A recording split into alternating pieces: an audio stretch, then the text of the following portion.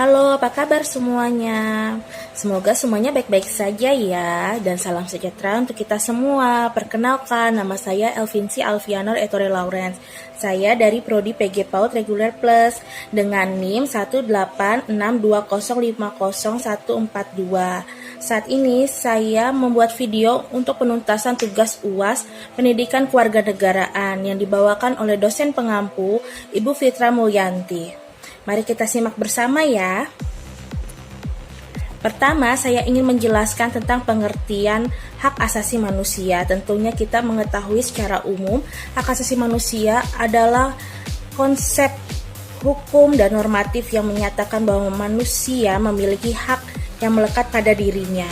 Juga sebagai kebebasan fundamental bagi semua orang, berlaku kapanpun, dimanapun, dan kepada siapapun, sehingga sifatnya universal. Hak asasi manusia pada prinsipnya tidak dapat dicabut. Hak asasi manusia juga tidak dapat dibagi-bagi karena saling terhubung dan saling bergantung. Hak asasi manusia biasanya dialamatkan kepada negara, atau dalam kata lain, negaralah yang mengembangkan dan kewajiban untuk menghormati, melindungi, dan memenuhi hak asasi manusia, termasuk dengan mencegah dan menindaklanjutkan pelanggaran yang dilakukan oleh swasta.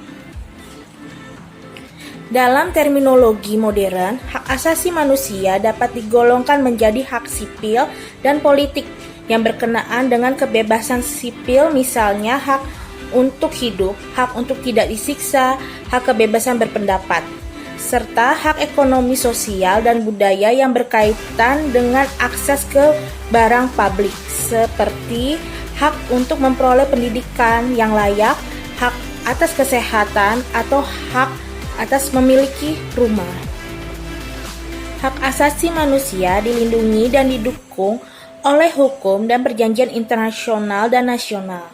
Deklarasi Universal Hak Asasi Manusia atau disingkat dengan UDHR adalah dasar dari sistem internasional untuk perlindungan hak asasi manusia.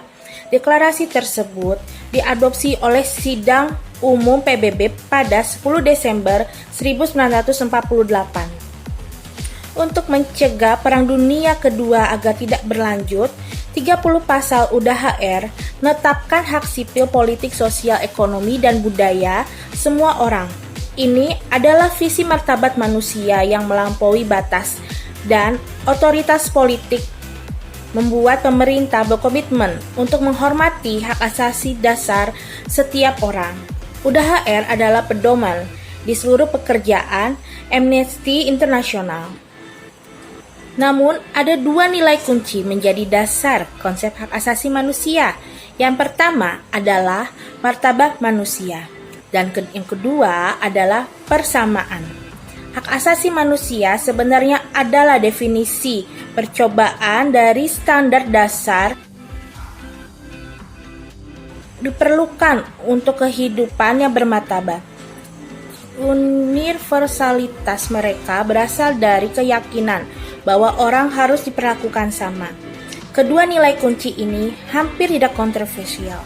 Itulah sebabnya hak asasi manusia didukung oleh hampir semua budaya dan agama di dunia. Orang-orang pada umumnya setuju bahwa kekuasaan negara atau sekelompok individu tertentu tidak boleh terbatas atau sewenang-wenang. Tujuannya harus menjadi yuridisi yang menjunjung tinggi martabat kemanusiaan semua individu dalam suatu negara.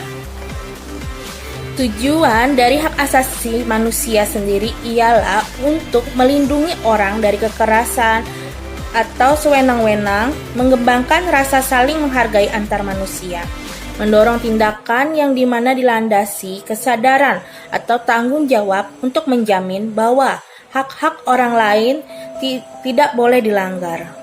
Baik, sekian penjelasan dari saya tentang pengertian hak asasi manusia. Semoga penjelasan ini dapat menambah ilmu kepada kita semua. Dan terima kasih sudah menonton video ini. Sampai jumpa di video berikutnya.